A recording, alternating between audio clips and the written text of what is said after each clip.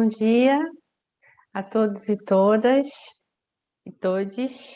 Sou Manuela Carneiro Roland, sou professora da Faculdade de Direito da Universidade Federal de Juiz de Fora, sou coordenadora geral do OMA, Centro de Direitos Humanos e Empresas, e agora, hoje, às 9 da manhã, nós estamos dando início à 8ª edição do nosso Seminário Internacional de Direitos Humanos e Empresas. Gostaria de lembrar a todos, todas, todes, que nós temos aqui a tradução, né, simultânea para espanhol e inglês, então nesse globo abaixo, tanto quem for falar, né, deve acionar o idioma no qual vai falar, e também quem vai necessitar da interpretação. E gostaria também de pedir aos convidados, convidadas, ao que forem realmente ser painelistas, e mesmo quem vier fazer perguntas, por favor, falar um pouco devagar, né, para a gente poder ajudar melhor o trabalho dos nossas intérpretes. Eu gostaria aqui de agradecer, fazer uma série de agradecimentos antes de compartilhar esse espaço com o meu amigo, colega e apoiador também, Doma Gonçalo Berron, e com a professora Adoracion Guanan. Na medida em que eles forem falando, eu vou fazer uma breve exposição do currículo de ambos. Mas primeiro eu gostaria de agradecer aqui à própria Universidade Federal de Juiz de Fora, a Pró-Reitoria de Extensão, na pessoa da Pró-Reitora Ana Lívia Coimbra, a Faculdade de Direito da Universidade Federal de Juiz de Fora e a sua diretora, a Aline Araújo. Gostaria também de agradecer à Fundação Ford, que nos apoia desde o início, a própria Fundação Friedrich Ebert. Gostaria de agradecer também o Observatório de Protocolos Comunitários de Consulta e Consentimento Prévio, Livre e Prévio Informado, que também está aqui junto, nos apoiando nessa 8ª edição do evento. O OMA, como muitos de vocês devem saber, existe desde 2012 na Faculdade de Direito da Universidade Federal de Juiz de Fora. O seu nome já indica aquilo que é uma prerrogativa para nós, um objetivo principal, que seria justamente de, além de identificar melhor esse campo de pesquisa, de incidência, de atuação, que nós chamamos de direitos humanos e empresas, mas que em grande medida é reconhecido até internacionalmente como empresas e direitos humanos, ou business and human rights, justamente de colocar os direitos humanos no centro desta questão, como uma prerrogativa, com toda a sua primazia no tocante, desde a implementação do pensamento, do empreendimento, do modelo de desenvolvimento, até justamente a consolidação, né, desses empreendimentos nos territórios, entendendo a relação entre empresa, Estado, possíveis atingidos e atingidas por esse empreendimento, todas as modificações que venham a ocorrer justamente nos territórios. Então, nós temos uma incidência.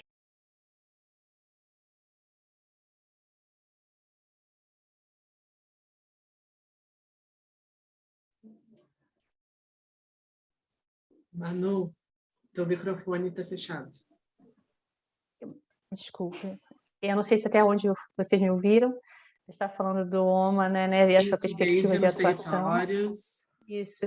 Então, é importante para nós entendermos essa perspectiva de incidência, né, no território, a forma como se dão essas diferentes relações entre empresas, Estado, atingidos, atingidas, e obviamente que quando a gente fala de Estado, a gente fala em diferentes funções do Estado, seja o judiciário, o legislativo, a forma como essas atividades realmente possam vir a se desempenhar com respeito aos direitos humanos. E também acompanhamos iniciativas internacionais que dialogam, né, com os estándares que vão ser seguidos ou que vão ser impostos às empresas no âmbito nacional e como essas dinâmicas acontecem, como, por exemplo, análise de planos nacionais de ação, temos pesquisa no OMA já com relação a isso, agora as novas iniciativas, quer dizer, há processos mais antigos, mas há também toda uma demanda atual e regional na Europa com relação à elaboração de uma lei de devida diligência, e temos também todo o processo de negociação do Tratado Internacional sobre Empresas e Direitos Humanos. em grande medida, tudo isso parte da constatação, né, de um diagnóstico de impunidade empresarial. De fato, nós vivemos, e esse é o sentimento, na verdade, o fenômeno que impera, né, no chamado Sul Global, e mesmo assim em regiões do Norte Global, onde se dá a atuação de empresas, no marco de impunidade, que beneficia especialmente empresas transnacionais. Então, esse fenômeno é aquele que deve ser combatido e que órgãos, né, centros de pesquisa como os nossos se debruçam efetivamente, né, para tentar contribuir, para potencializar a luta dos atingidos e atingidas por violações de direitos humanos, combatendo também a impunidade empresarial. E daí se coloca também uma atuação que não pode se dar isoladamente, mas uma atuação em rede. E aqui vocês vão ver também no decorrer de toda a semana, né, as parcerias que nós temos na rede, seja da campanha global, seja da Aliança pelo Tratado. Nós temos também né, as redes nacionais, como a Rede Pesquisa Rio Doce, que se debruça especificamente, né, no caso do rompimento da barragem de Fundão, no caso de Brumadinho. Temos também agora o Observatório do Rio Doce. Então, o peso, a importância das articulações, diferentes centros de pesquisa, de movimentos da sociedade civil, também vão estar aqui colocados. Então, eu gostaria de agradecer, né, a todos e todas e todos que se inscreveram, que estão aqui presentes, também vão poder participar do workshop. Esse ano, na verdade, nós temos 2 workshops, né, um é centrado mais na questão da advocacia popular e outro da perspectiva da Convenção 169 da OIT. Então, são questões fundamentais, né, para a atuação no âmbito dos direitos humanos em empresas, que vocês vão poder aí ter a contribuição de especialistas na área. Bom, não vou me alongar mais, vou passar já a palavra para o meu colega, meu amigo, Gonçalo Berron, que está aqui também representando tanto a Campanha Global quanto a Fundação Friedrich Ebert, que muito tempo nos apoia na organização do Seminário Internacional.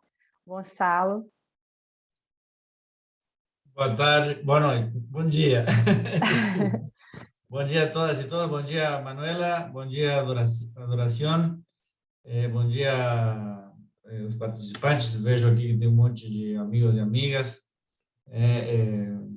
Eu queria agradecer muito no meu nome pessoal, mas também no nome da Fundação Friedrich Ebert, a oportunidade de compartilhar com vocês esse momento. É o 8º já Seminário Internacional. Eu estava pensando outro dia, desde quando nós somos parceiros, né? Eu acho que desde o 2º, talvez, né? Ou se não for o 1º, né? Então, é para mim muito interessante ter sido parceiro institucional, mas também aliado político, como nós chamamos, né?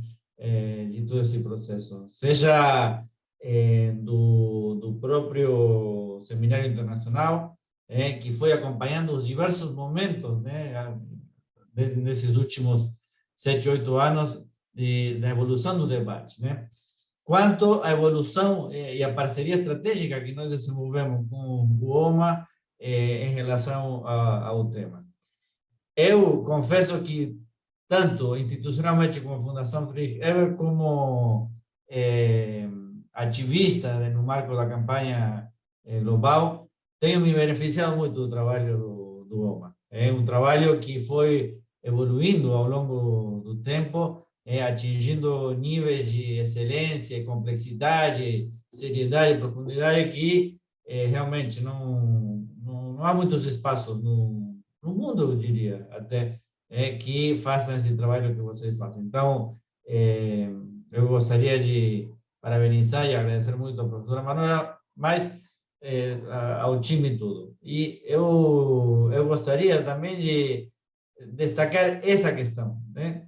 Que para mim foi uma das virtudes da professora Manuela Roland, porque ela sempre teve essa abertura e essa vocação, como nós falamos em espanhol, de incluir e de formar pessoas. Então, ao longo desses anos, muitos passaram pelo OMA e enriqueceram, e eu vi brilhar um monte de jovens nessa matéria, que é uma matéria complexa, mas o lugar, né, o espaço que você deu, Manuela, para eles, para esses jovens que estão se iniciando, né, no direito, na pesquisa, nos debates internacionais, foi sensacional. Então, saiba que desde a FES a gente reconhece isso e como parceiro nas políticas também desse debate, eu agradeço muitíssimo, muitíssimo e admiro muito o seu trabalho. O nosso trabalho foi ficando complexo numa matéria que vocês são craques, porque o debate começou, esse debate sobre empresas de direitos humanos, nós todos sabemos, eu não vou reconstruir a história, mas eu quero contar a história mais recente, que é uma história que começa em 2013, diria eu, que é quando uma série de países, como todos nós já sabemos, decidiram dizer publicamente, no contexto multilateral, que os princípios norteadores não eram suficientes, né? E isso aí coincidiu com uma decisão que uma série de atores da sociedade civil já tinha feito em 2012 de criar uma campanha por códigos vinculantes, né? Então, a primeira parte desse debate foi deconstruir, vamos dizer, essa sensação de que o consenso com o qual tinha sido adotado os princípios norteadores era suficiente e já não tinha mais nada para ser discutido. Isso foi desafiado e nós tivemos que, junto com os nossos aliados, deconstruir essa sensação de que não precisava ser mais nada feito, ou mais nada a ser feito.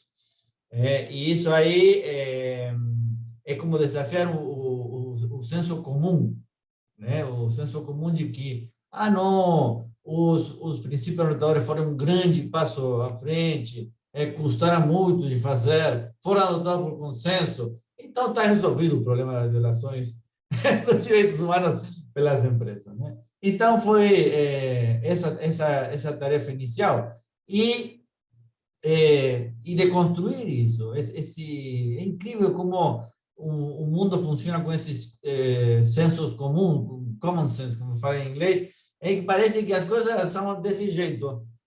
E aqueles que falamos outra coisa somos malucos. Ou não entendemos como o mundo funciona, não sei o quê.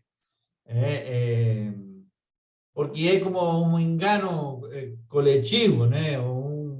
Que acontece, manipulado, obviamente, a meu ver, e todos começamos a repetir a mesma coisa, e então, é verdade. Eu sempre lembro que aprendi nas minhas aulas de epistemologia, né, que uma coisa que falava, o melhor jeito de se enganar é quando todo mundo em um grupo pensa a mesma coisa. Então, parece que essa coisa vira verdade. Então, aqui um pouco a mesma coisa, né? Todo mundo, as grandes agências, os grandes sindicatos, as grandes ONG começam a dizer, não, é isso, é isso, é isso.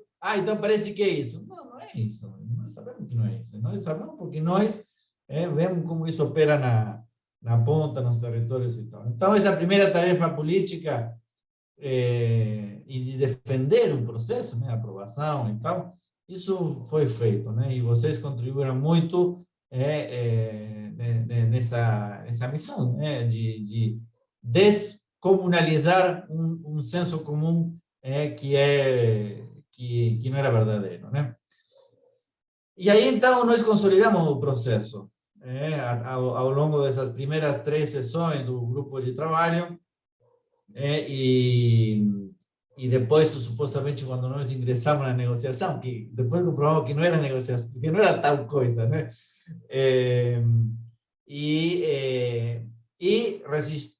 Resistimos, né, aos embates daqueles que não queriam, que continuavam teimando com a não necessidade de ter isso aqui, com muitas complexidades e tal, né? E agora, com os outros rascunhos, borradores, como nós chamamos em espanhol, draft, começou uma outra dança, né? um outro tipo de negociação. Então, para mim, a melhor foto disso aí era um Gonçalo Verrón sentado, olhando o trabalho das nossas advogadas e advogadas ativistas trabalhando loucamente na produção de linguagem, explicações, contribuições teóricas e doutrinais do direito na última sessão do Conselho.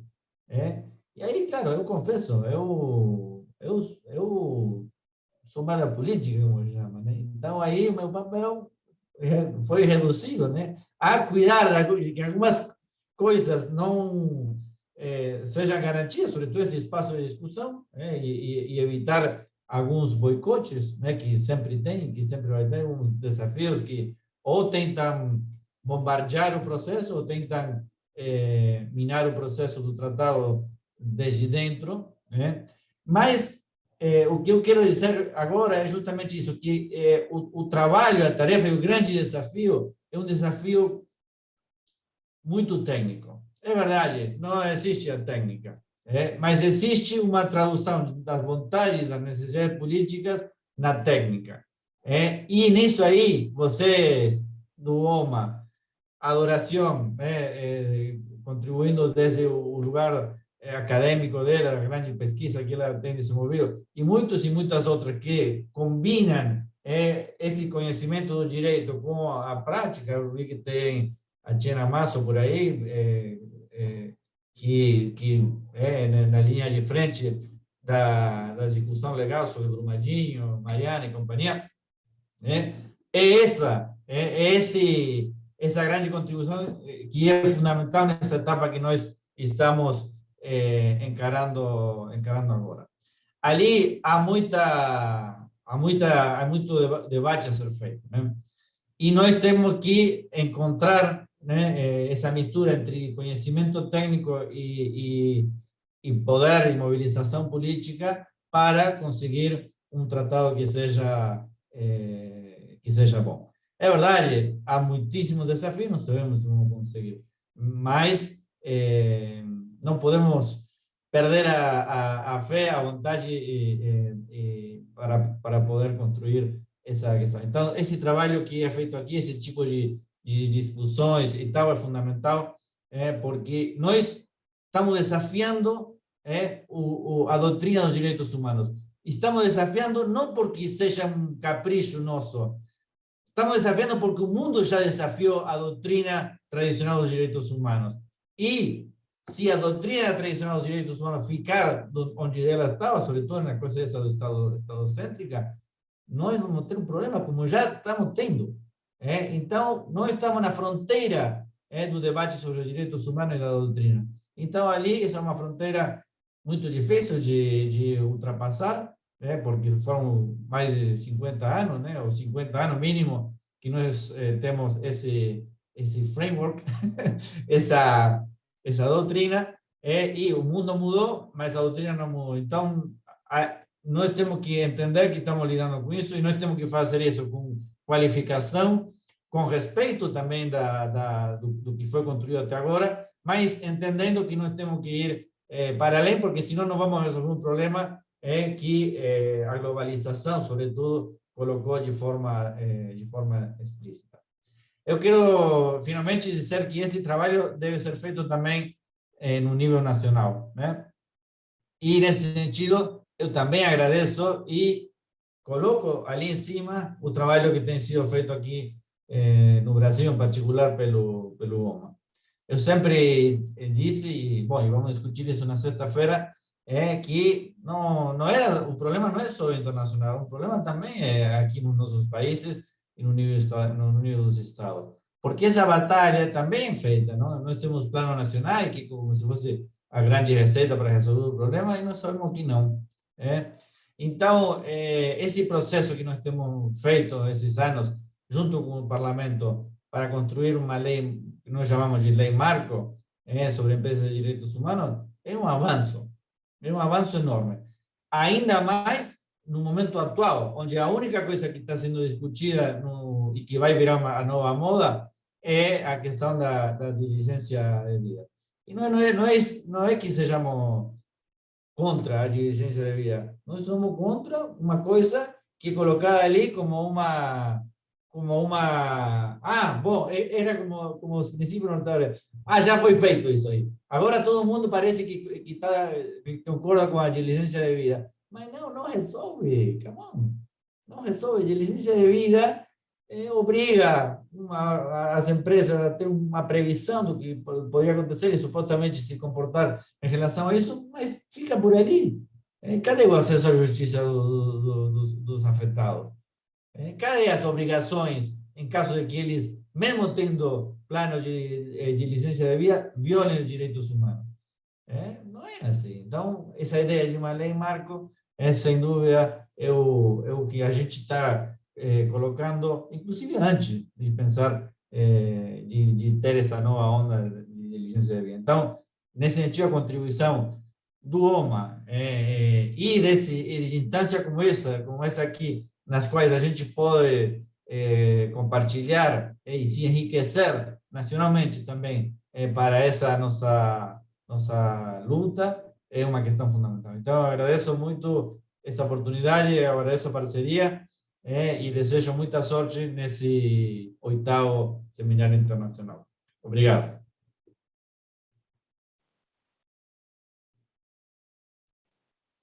Obrigada, Gonçalo. Eu sempre falo, né, que um dos méritos do OMA, eu acho que é justamente em razão da relação que a gente tem, né, com a sociedade civil, com os movimentos sociais, com as redes, que na verdade, né, nos foi permitido, né, essa proximidade e um pacto de confiança que então, se refletiu nesse mérito do homem estar respondendo, né, a uma agenda que é importante para a sociedade. Então, a gente que tem mais que agradecer, né, porque a gente foi capaz justamente de desenvolver esse potencial em razão dessa abertura e dessa confiança que nos foi depositada, né, pela rede, pela campanha global, por vocês, enfim.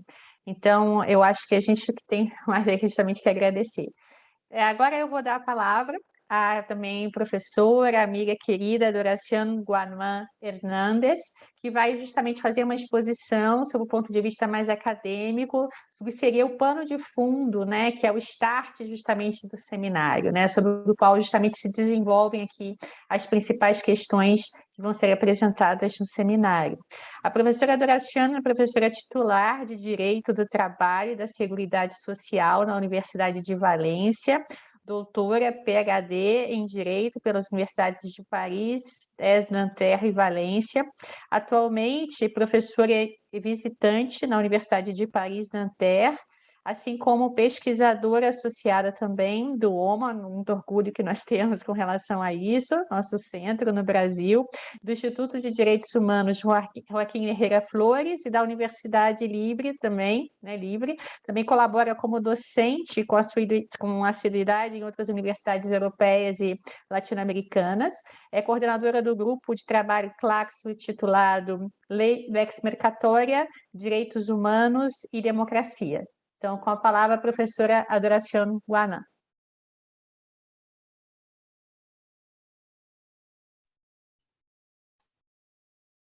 Muchísimas gracias. Muito obrigada, Manuela. Bom, antes de qualquer coisa, eu gostaria de agradecer o convite por estar aqui com vocês.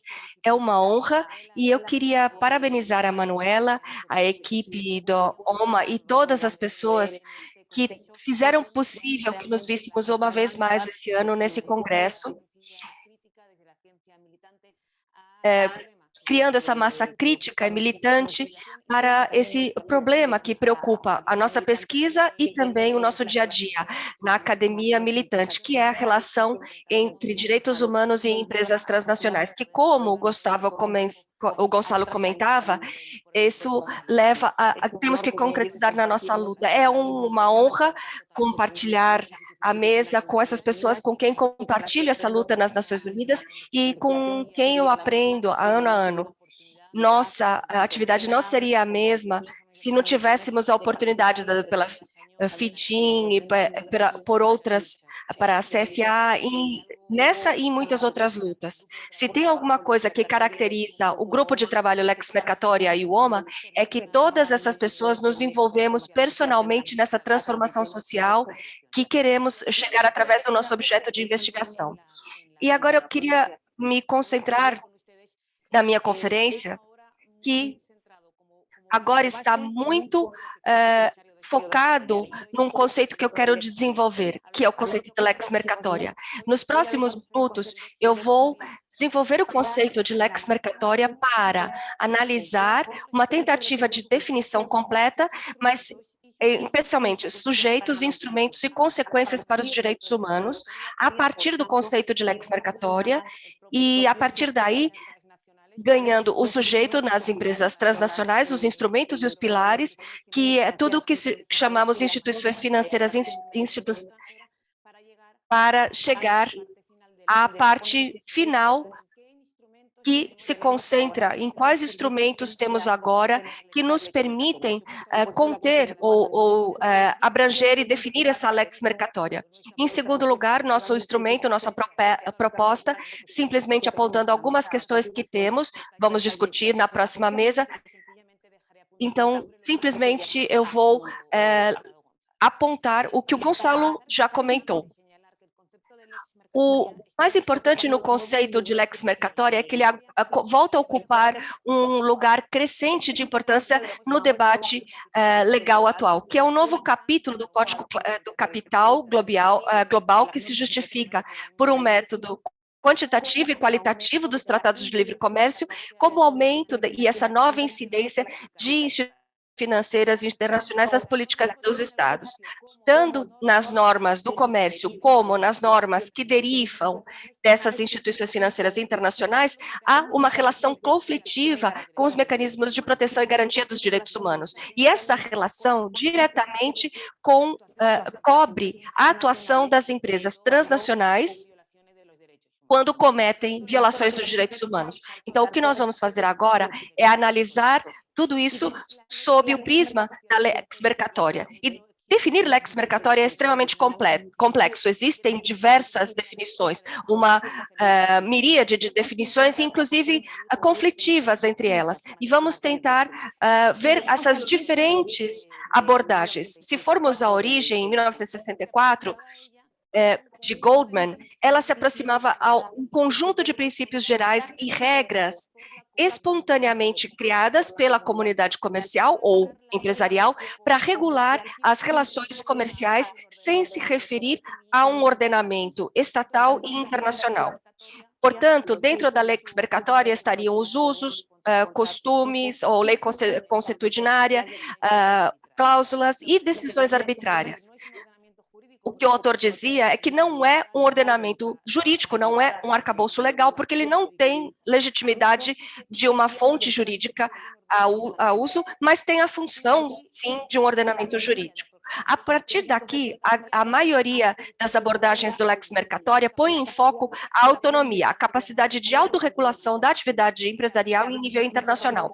Fala-se de Lex Mercatoria como um direito global que não é vinculado aos estados, mas às práticas empresariais. Portanto, a importância para a maioria dos autores nessa interpretação é que Lex Mercatoria é autopoética, ela se autocria e se autoconstitui. É um conjunto normativo regulatório criado pelos próprios interesses, pelas próprias empresas que vão utilizar. Então, para defender os seus próprios interesses. E não cobre somente, isso é muito importante, não cobre só relações entre entes privados, mas entre entes privados, privados e estados, e inclusive dentro do próprio estado. E esse é o caráter expansivo da Lex Mercatoria, que se concebe com uma autonomia conflitiva, que as próprias empresas, os próprios atores do mercado se autorregulam, regulam seu comportamento, regulam como vão solucionar suas disputas e regulam como o Estado vai interferir quando houver essas disputas. As justificativas são sempre a mesma. O Estado é inoperante, não existe capacidade de regulação devido à complexidade do comércio internacional, precisamos ir além dos marcos estatais, as diferenças entre os marcos legais estatais não permitem um comportamento adequado no âmbito comercial, e é necessário passar por essa morosidade estatal para melhorar o comércio e, portanto, ter uma suposta melhora da atividade econômica. O caráter autopoético ou autocriador da lex mercatória nos leva sempre a colocar no centro os sujeitos do lex mercatória, que, evidentemente, são as empresas transnacionais. Eu vou me referir brevemente a esse conceito.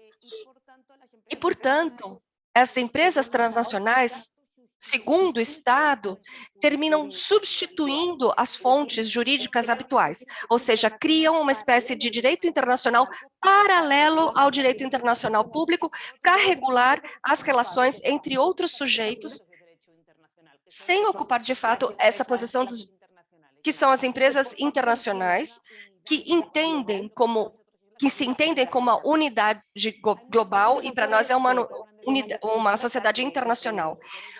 Entre os autores de fala espanhola, que realmente utilizaram e dominaram o conceito e nos ensinaram a todos nós, Juan Hernández falava do caráter expansivo dessa lex mercatória, que possuía a ideia de um sistema soberano superestatal difuso que impulsiona a lex mercatória, onde não estão somente as empresas transnacionais, mas também as instituições financeiras internacionais.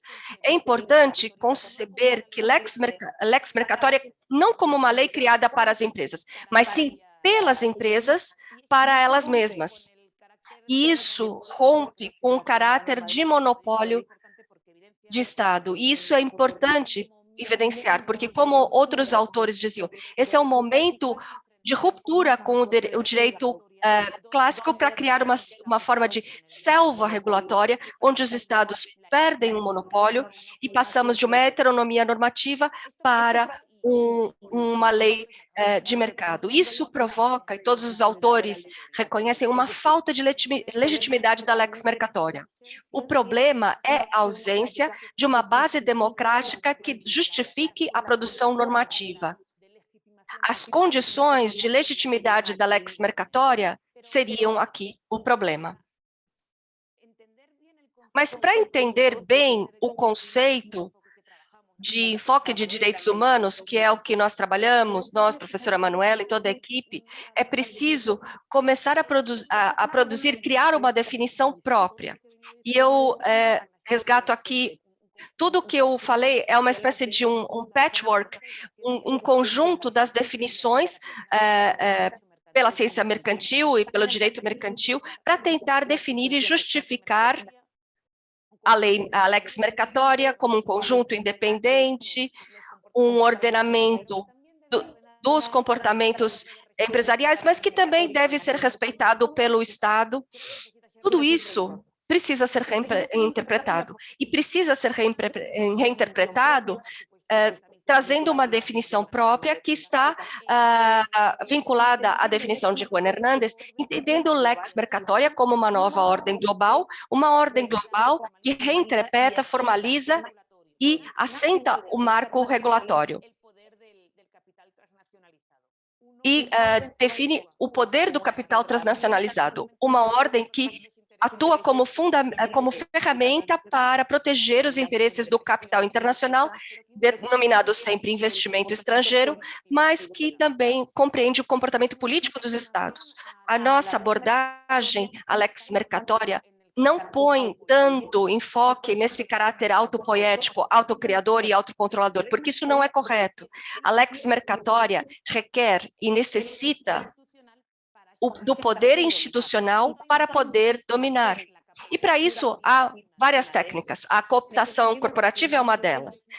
Não há uma lex mercatória absolutamente independente, não. O que existe é uma produção própria a partir do poder empresarial que exige uma série de marcos regulatórios, marcos institucionais, que são os estados e principalmente as instituições financeiras internacionais que assumem e dão corpo, muitas vezes um corpo normativo, através de tratados de livre de comércio, de investimento, através de mecanismos de investimento do Estado e, obviamente, através dos acordos, por exemplo, entre o FMI e os estados, que acabam modificando profundamente os comportamentos estatais em benefício das empresas.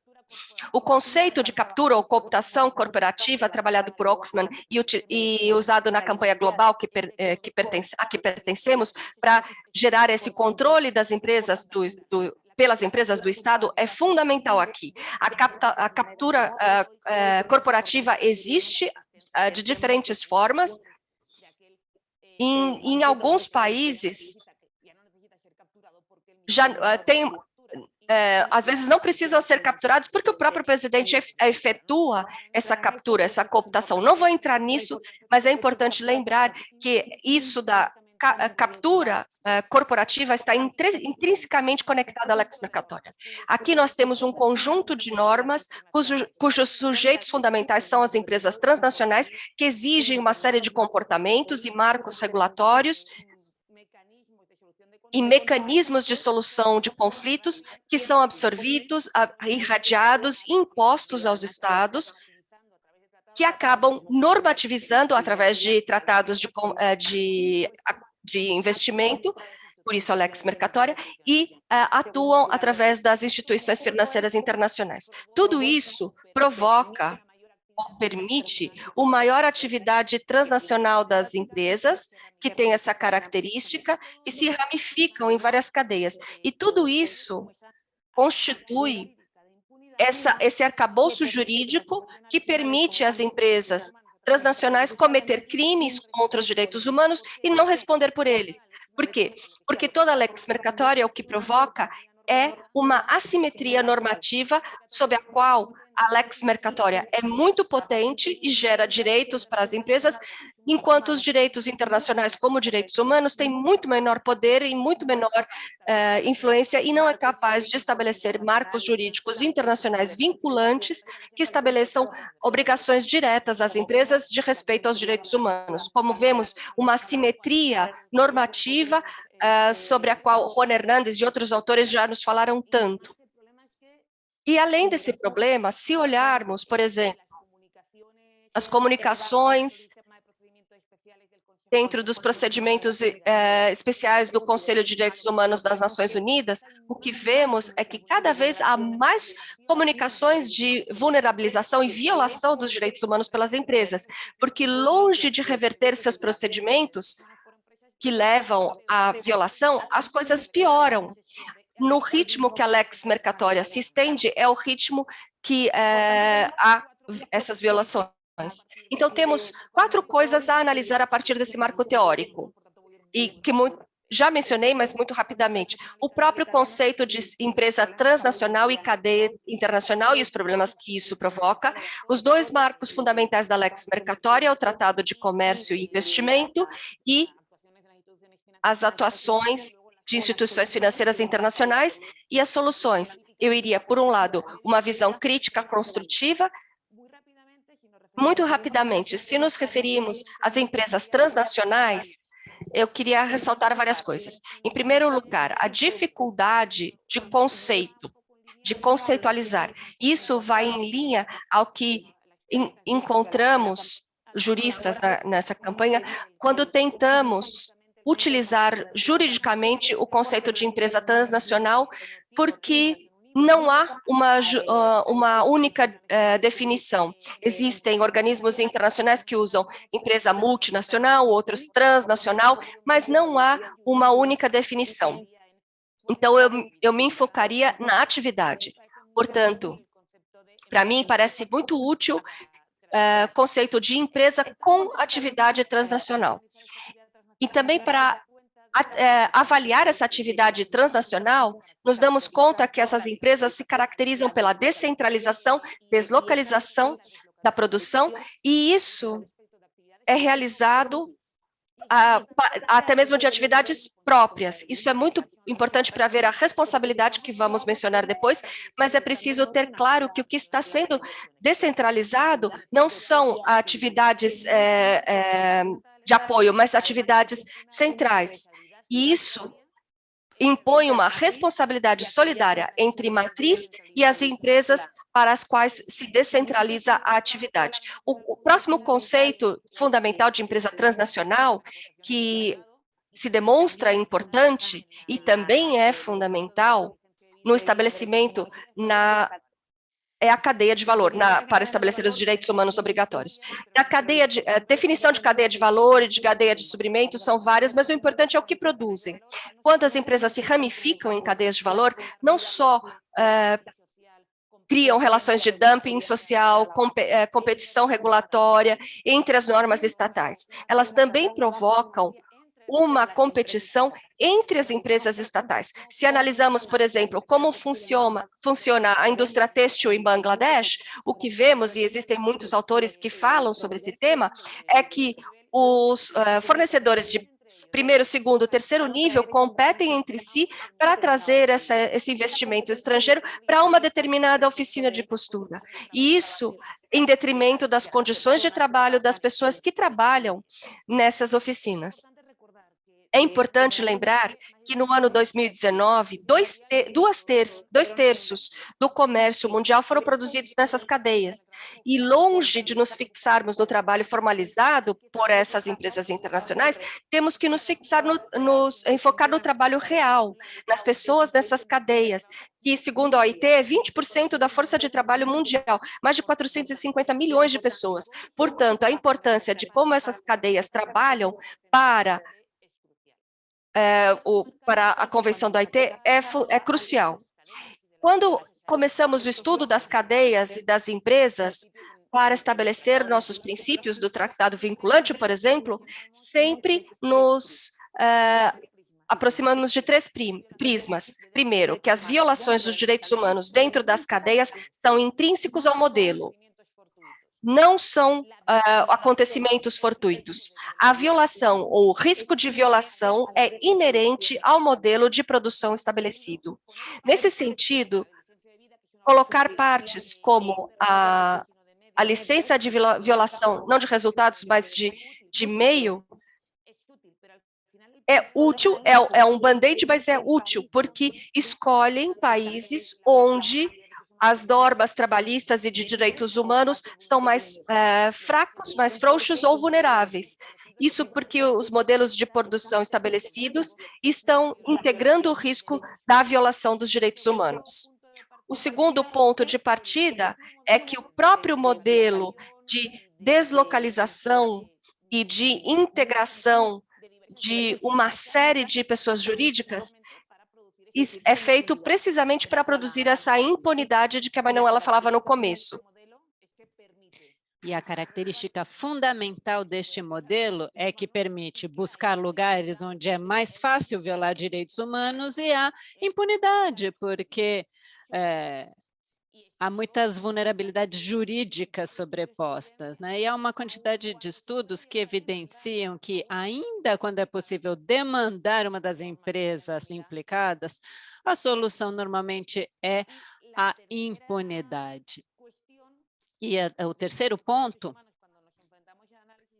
nos direitos humanos é que, quando enfrentamos a questão das cadeias, neste momento, é que é insuficiente ou, pelo contrário, o fenômeno é inacessível para o direito estatal. A deslocalização procura, inclusive, escapar a todos os controles pensados no âmbito estatal. Não só pensando na norma, mas também o controle sindical, inclusive. Nós continuamos tendo um quadro de garantias de direitos humanos estatais, mas eles foram superados com a ajuda da Lex Mercatória, todos esses quadros anteriores. E antes de acabar com esta análise do sujeito, que vem se comportando de forma absolutamente lamentável, eu devo adjetivar, no momento da pandemia. Isso é muito importante porque evidencia a falta de qualquer tipo de comportamento ético ou manifestação de vontade desse comportamento ético, né? Na pandemia, os espaços do comércio e o que fica evidenciado por estudos, novamente, sobre a empresa têxtil é que as matrizes suspendem os pedidos, deixando os trabalhadores absolutamente sem renda, por valores assim de bilhões de dólares.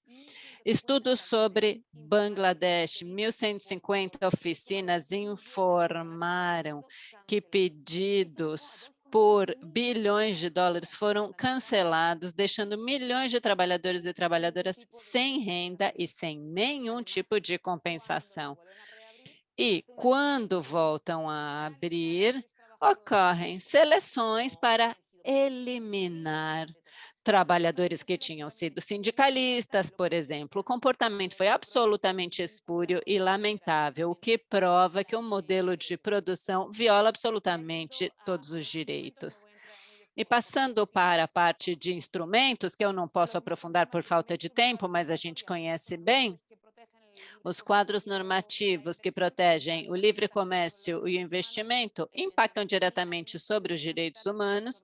Existe um estudo fundamental do Dr. Schutter como relator para proteger e respeitar os direitos humanos, vendo como estas obrigações do Estado ficavam incapacitadas pelos tratados de livre comércio e investimento, particularmente pelos mecanismos de liberação de serviços e, muito particularmente, pelos mecanismos de resolução de controvérsias investidores-estados. Em 2015, quando avisaram que estávamos assistindo a uma violação, por exemplo, do artigo 14 do Pacto Internacional de Direitos Civis e Políticos vinculado ao ISDS, o certo é que, e para nós é uma obrigação deixar isto muito claro, que é parte das nossas lutas, é que se vincula aos procedimentos de combate, aos mecanismos de ISDS que atuaram como uma arma utilizada pelas empresas para evitar o respeito aos direitos humanos. Estamos pensando no caso Chevron, é um caso aberto que evidencia que, mesmo se você ganhar na Justiça Nacional, a Lex Mercatória permite à empresa anular a Justiça Nacional e conceber e conseguir fazer com que as vítimas sejam incapacitadas de obter a devida reparação. Então, a Lex Mercatória e os acordos com o Fundo Monetário Internacional preparam o caminho, a pista para essa aterrissagem das empresas transnacionais, como vimos em Bangladesh, né? Tornando o último elo da indústria têxtil, né, fundamental, enchendo o país, né, que tinha sido fomentado investimento lá pelo Fundo Monetário Internacional, ficaram absolutamente vulneráveis. A União Europeia assume os postulados de precarização trabalhista propostos pelo FMI e, chegando até aqui, como é que nós sustentamos a Lex Mercatória? Como podemos fazer com que as empresas transnacionais não gozem mais dessa armadura que defende, protege o seu lucro, fazendo com que não tenham que responder às violações dos direitos humanos que cometem. Então, a partir dos princípios orientadores, fica muito claro nos 3 pilares que não estão dando resultados. Por mais louváveis que seja a intenção desses princípios, o fato é que o desenvolvimento desses princípios orientadores não deram resultado. Por um lado, a diligência devida pelos direitos humanos, e a mais acertada para nós é o Tratado Vinculante, o Binding Treaty. Um conceito central num processo segundo o qual as empresas devem prevenir, mitigar possíveis impactos potenciais ou reais sobre direitos humanos. Isso é a diligência devida. Todo mundo acha que isso está certo e é curioso porque é um conceito que ganhou anuência e um entusiasmo não só da parte das Nações Unidas, mas foi dito que não era o pilar central dos princípios orientadores. Mas o segundo pilar dos princípios, todo mundo parece gostar da diligência devida. Mas isto se deriva, este entusiasmo generalizado, se baseia em que cada ator tem uma concepção diferente da diligência devida à sociedade civil, sindicatos, as próprias Nações Unidas, as empresas.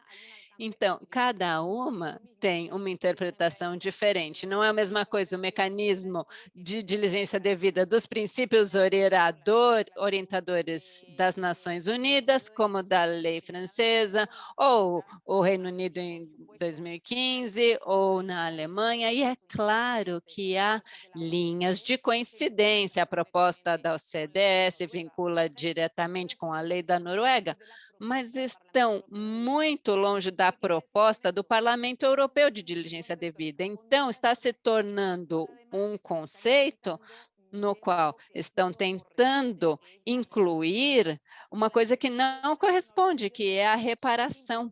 A diligência devida é uma reparação de meios que pode tentar fazer com que as empresas vinculem parte do seu comportamento ao respeito dos direitos humanos, mas não conseguirá algo fundamental, que é que as vítimas tenham acesso à justiça e reparação, porque a diligência devida pode ser coadjuvante de um processo posterior, mas nunca vai substituir os processos de reparação. Reitero, a diligência devida trata de meios. Agora, se quiserem incluir uma diretiva da União Europeia com sanções, mas não são sanções por violar os direitos humanos, mas sim por não cumprir os próprios procedimentos de diligência devida. Pode haver uma obrigação na relação comercial, se uma empresa de primeiro nível não cumpre os direitos humanos, tudo bem, mas isso não vai resolver o problema da impunidade e o problema do acesso à justiça. É importante lembrar, e com isso eu vou fechar a questão da diligência devida, que ela se encontra nos princípios orientadores, em todas as normas da OCDE, os mais desenvolvidos sobre esse mecanismo.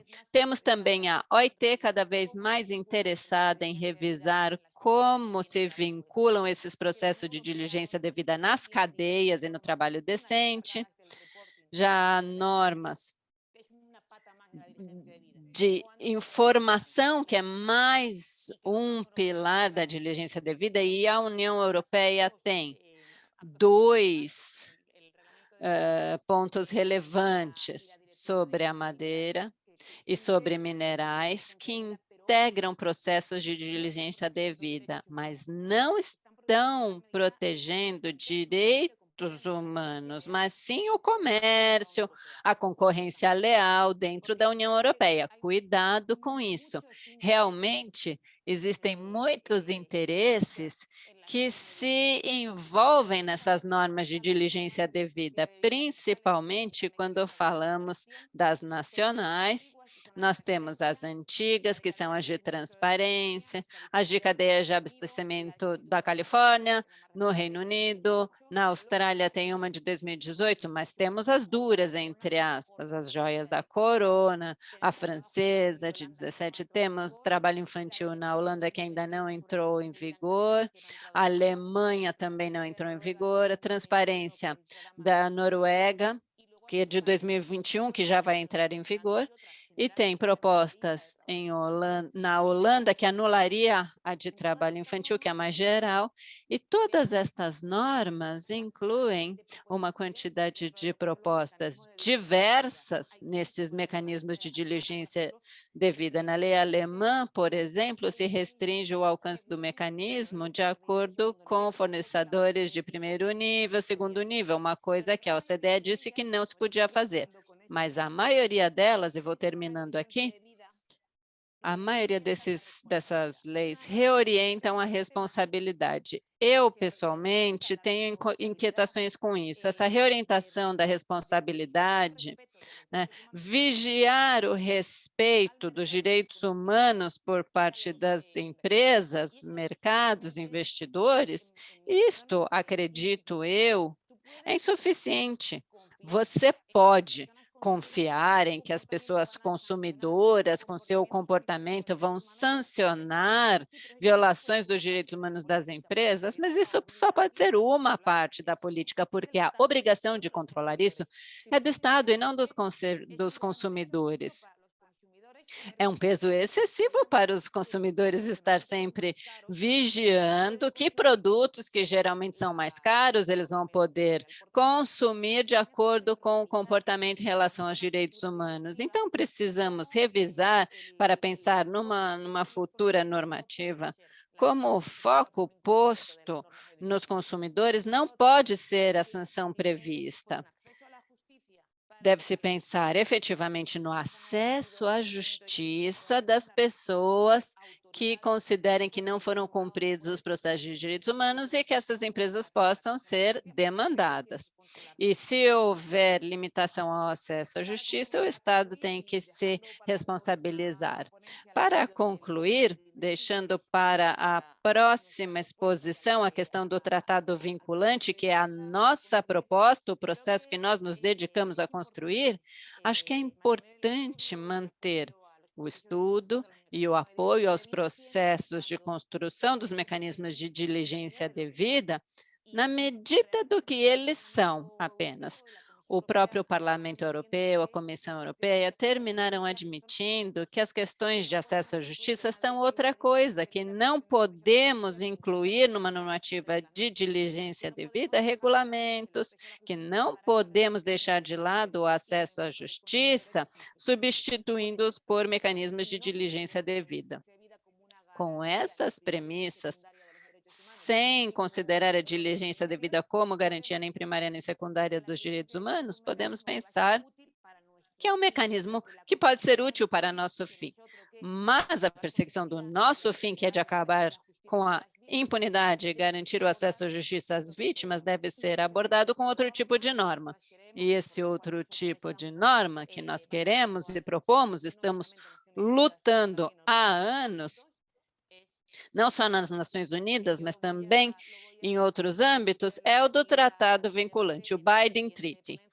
E o debate sobre ele vai continuar nas próximas exposições. Então, eu agradeço a Manuela Gonçalo, a equipe do OMA, que são companheiros que nos animam a continuar com essa luta. Obrigada. Obrigada, querida Adoración. Eu acho que aqui a gente tem um pano de fundo muito interessante para justamente dar início, né, à nossa primeira mesa, o nosso primeiro painel, formado aí por mulheres incríveis, todas aí falando cada uma do seu lugar, da sua experiência. E nós vamos, então, começar o painel 1, Tratado Internacional sobre Empresas e Direitos Humanos, Desafios e Perspectivas, que vai ser coordenado pela Letícia Paranhos, da Amigos da Terra Internacional, também grande parceira aí no processo, né? Enfim, todos os processos que a gente vem conduzindo aí no âmbito do OMA.